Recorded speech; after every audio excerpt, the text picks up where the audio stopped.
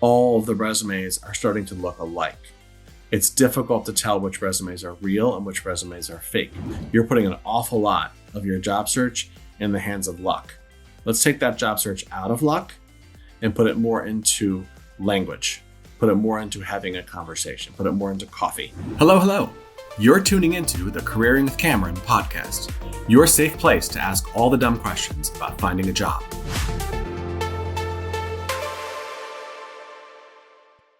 Hey everyone, it's Kevin with Careering with Cameron. I am wanting to talk to you a little bit today about a topic that is happening quite a bit in the job search space. And that is something that, we've been focused on how AI is changing the job search process, how many applicants are applying to positions, what are the things that we're running into in terms of not hearing back or getting rejected immediately in terms of the job search. And so what is the solution to figuring out how to get that position? We're going to cover that in this edition of Careering with Cameron. And we're going to title that the reverse application.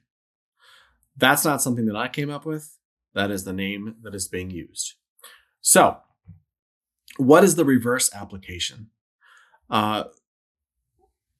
It has been something that has been happening for quite some time. Really was not brought to light as much as it has more recently because it was just networking. So there's a lot of different verbiage being tossed around that's not including the word networking for many reasons. But really the name of the game here is that there's a thing called an informational interview, and some of you may be aware of that, and some of you may not be aware of it. The informational interview really is more about understanding an organization, understanding what makes them tick, understanding what their culture is like, understanding where they're going. In some cases, it's nothing more than just a conversation so that you know a little bit more about company XYZ. And that isn't from a fact-finding mission where you're trying to sell against them and you're a salesperson. It's really just about getting to know them. Maybe they're a vendor. Maybe they're a company you'd like to have as a vendor. Maybe they're a company you'd like to be a vendor for. But getting some more information, very similar to how you would if you were approaching them from a marketing perspective, to understand what their pain level is. What's the pain point that they're focused on? What are the challenges they're facing? So now we're in job search mode.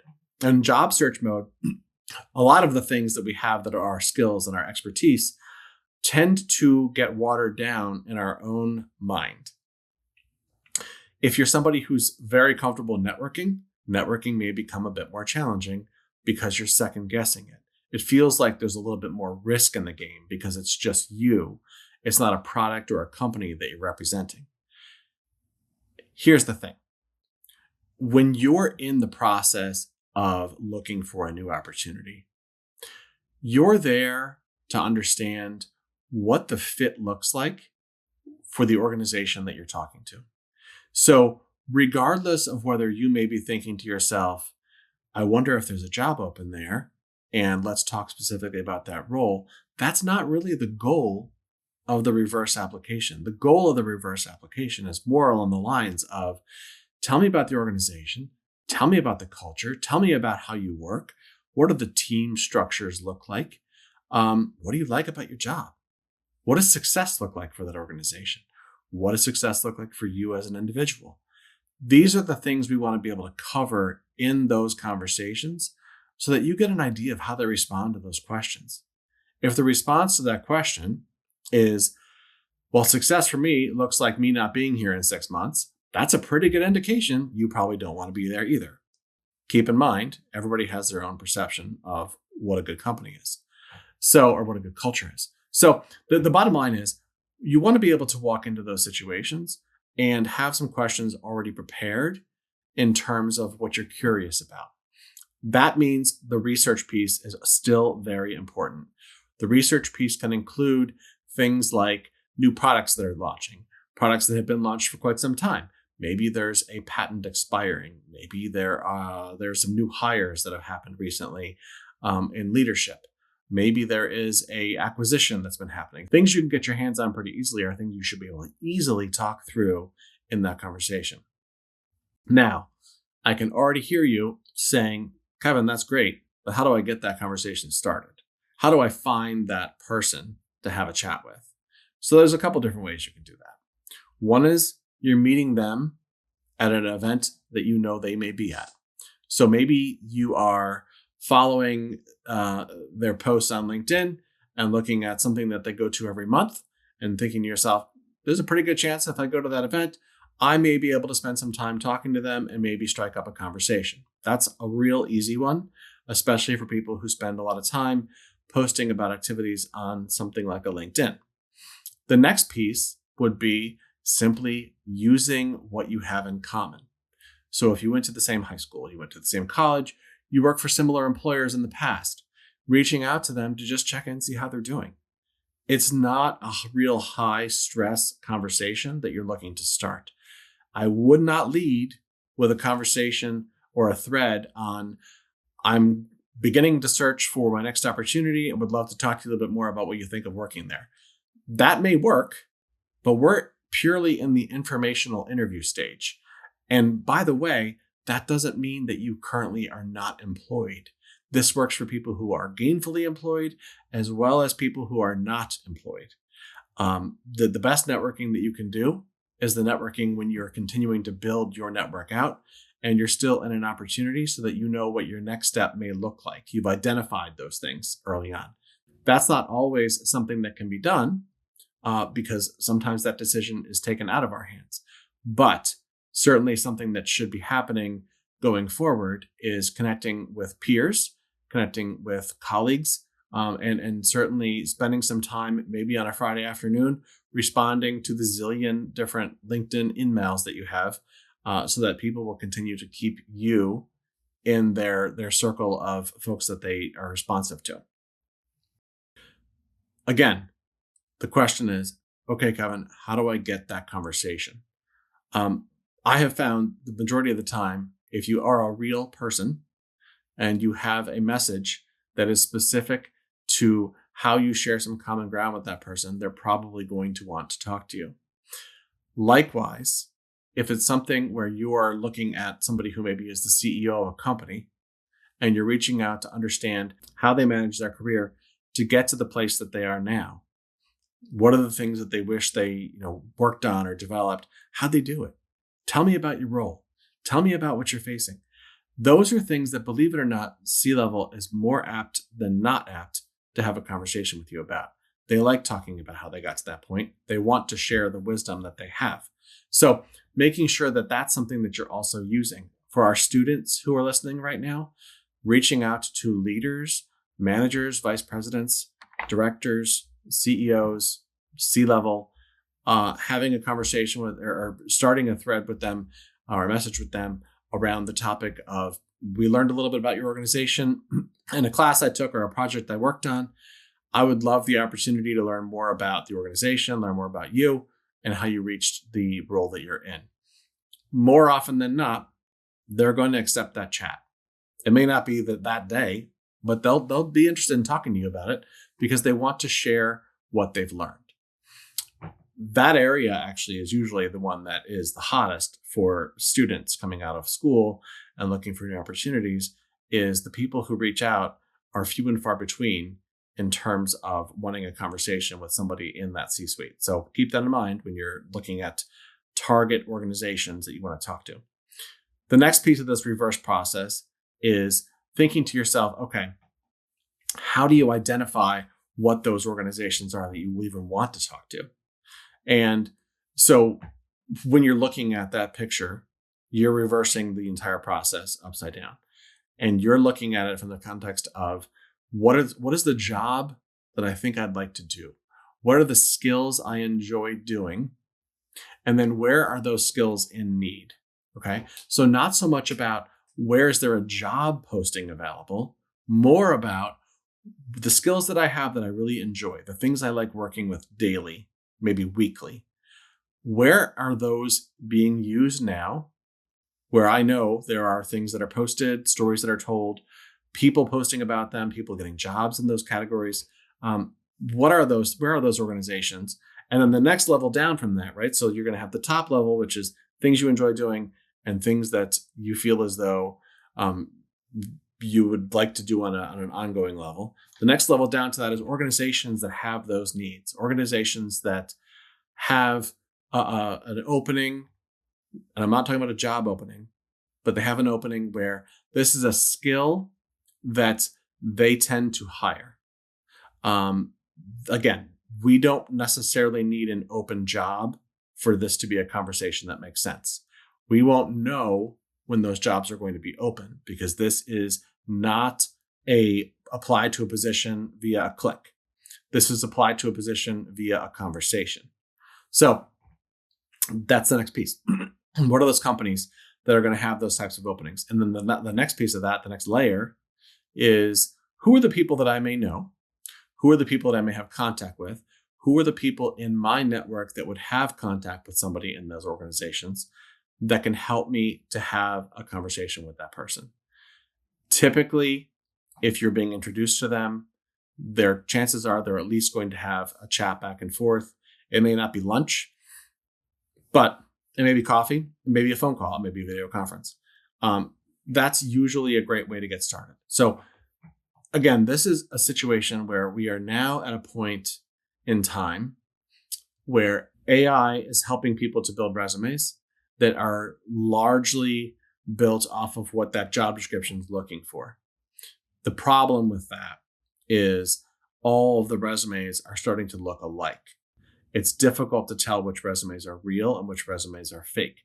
The very same way that when you're in job search, which job postings are actually serious about wanting this person to be able to do all of these different criteria at an expert level, and which ones are throwing those things in there because they feel like if the person happens to have this information, that's a nice to have. So that's a big differentiator. We're looking at how do you separate yourself from being one of the 50 resumes that look very similar that may or may not be human beings, and how do you get the person to then pull that resume and call you? That's a big ask. You're putting an awful lot of your job search in the hands of luck. Let's take that job search out of luck and put it more into language, put it more into having a conversation, put it more into coffee. Let's figure out how to have connections that you're working with, and let's work on those connections throughout your career, not just at a point in time where you really need somebody to help you. Are they going to help you? Yes, but they're going to help you a whole lot more if they know you're the type of person who's going to reciprocate when they need it. And that's really what this is about, is making that part of your brand. It doesn't take very long to help somebody along the way who needs some help. So reach out and make sure that you're doing that. You're reciprocating. Beyond there, so you have this squared away where you have this conversation happening. What is the next step? Now you've had this chat and you've learned that the culture seems like exactly what you're looking for. The person seems genuinely thrilled to be working there. They mentioned maybe that they'd love to be able to talk to you some more about opportunities as they come along. Let them know if something pops up. Is a nice way to shift that back onto you so that you're the one who's searching for opportunities. That's not a ghost. That's not a door closing. That might be something where they're saying, I want to see that you're actually genuinely interested in this. And so I'm going to ask you to go find a role that's open and come back to me. The flip side of that may be, why don't we talk about how to connect you to somebody in the organization in this specific part that's doing that work now? That's what you're truly looking for. It may take a little longer if they're asking you to find a description. It's much faster if it runs the other way. So having a prepared direction in terms of what you want to do, what you like to do, and some examples of that from your past is something you're going to want to have handy. You're going to want to have that down to the point where it's almost like your elevator, so that they are comfortable with what you're passionate about, what you're interested in doing, the direction that you want to go with your career, If this is something where it takes a lot of thought for you to come up with these ideas or thought to come up with what you're interested in, it becomes a little less believable. We want it to be something that is, this is the culture I'm looking to work in. These are the projects I enjoy working with. These are some of the projects I've worked with in the past. Ideally, I see myself fitting in an organization that is X, Y, and Z, and I feel like I can contribute to a team that that behaves in this manner, right? Something similar to that, so that they can get a really good idea of where that fits. They can ask questions based on what you say to help them to link you to the proper hiring person. So those are things you have to have ready, right? They need to be things that you have essentially rehearsed and you're very comfortable talking through. And you're going to have examples of what that looks like. By the way, in your purely networking conversation, don't be surprised if that comes up. So if it's just a networking chat, they may turn that into like, hey, I think you'd be a great fit here. We should have you talk to some additional people.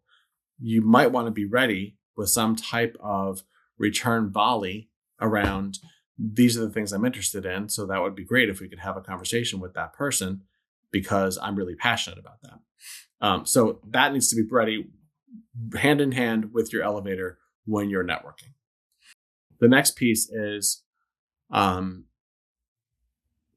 what does this look like in terms of follow-up, right? So you've gone from the point where we've essentially built that screen, that the screen has had, these are things I want to do. These are companies I'm interested in. These are the people I can talk to. I've talked to some people. Next step would be, hopefully I'm coming back to talk to more people there because of that conversation.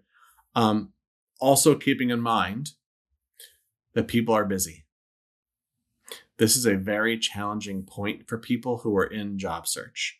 We forget that people are busy, just like we forget sometimes that somebody may be having a conversation with the passenger in their car and they miss the fact that the light turned red or turned green already.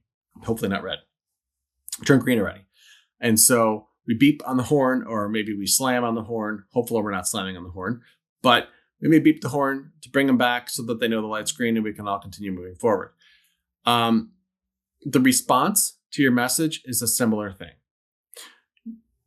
Sending an email that doesn't get responded to immediately does not mean that your conversation went poorly, that you had coffee beans on your teeth, that they didn't like the amount of creamer that you put in your coffee. None of this matters.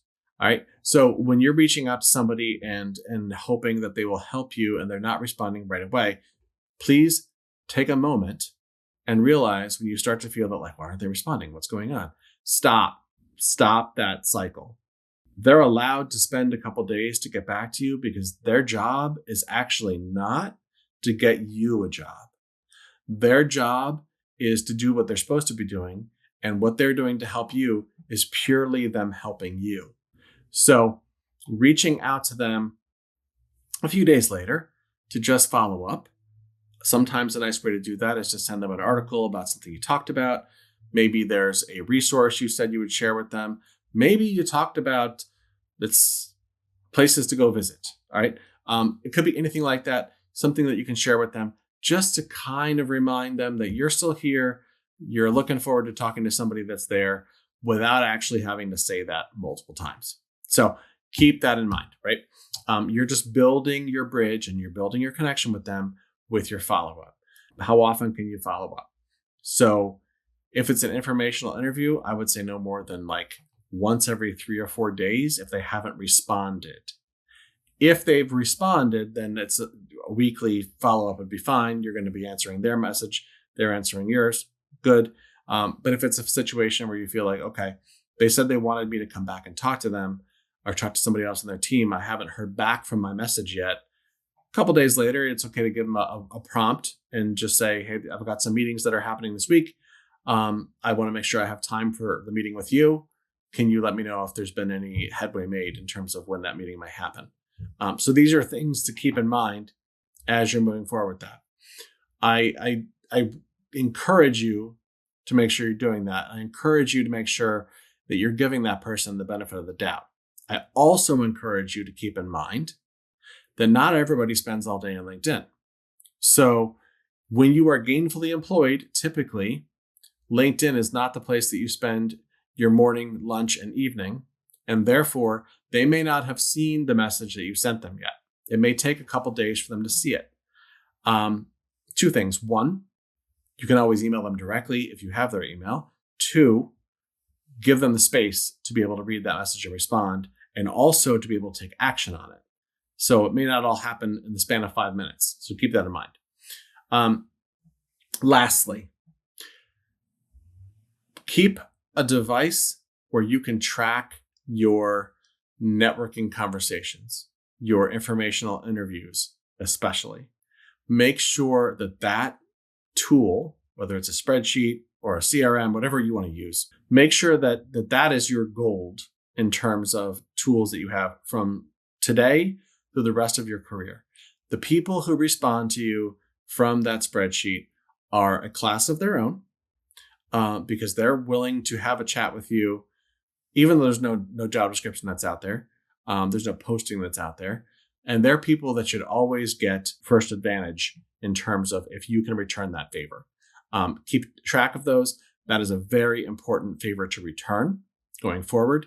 And frankly, it's something that is how people build that network and how people get to a place where when there are organizational changes with their employer, they're able to reach out to that group pretty quickly and have some positive conversations spinning out of that outreach very, very quickly. So make sure you're taking care of those folks.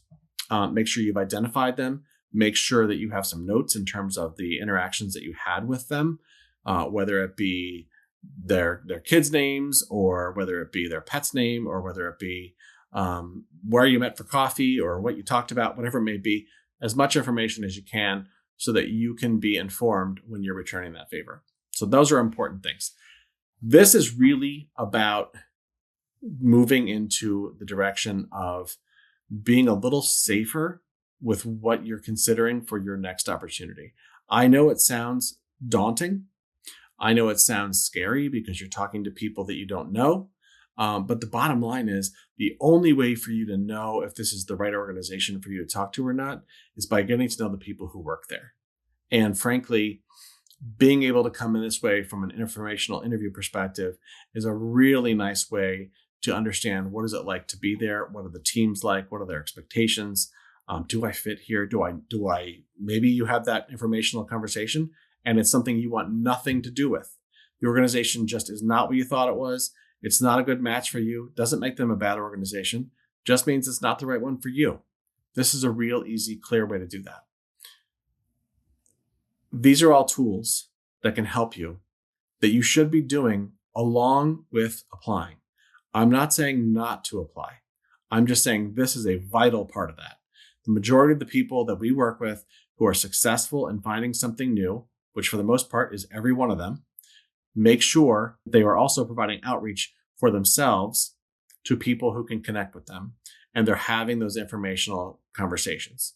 That is a critical piece of the interviewing and career strategy step. I hope you've enjoyed this podcast. Wanted to cover a little bit. This is a brief one. Wanted to cover a little bit around how to continue to move your search forward, even when there are not necessarily postings that are there for you to apply to, but really how to get results quickly and to take it out of the hands of a computer, of an applicant tracking system, or luck, frankly, and figure out how to have some meaningful, gainful chats with people that you may know or people that you may know soon.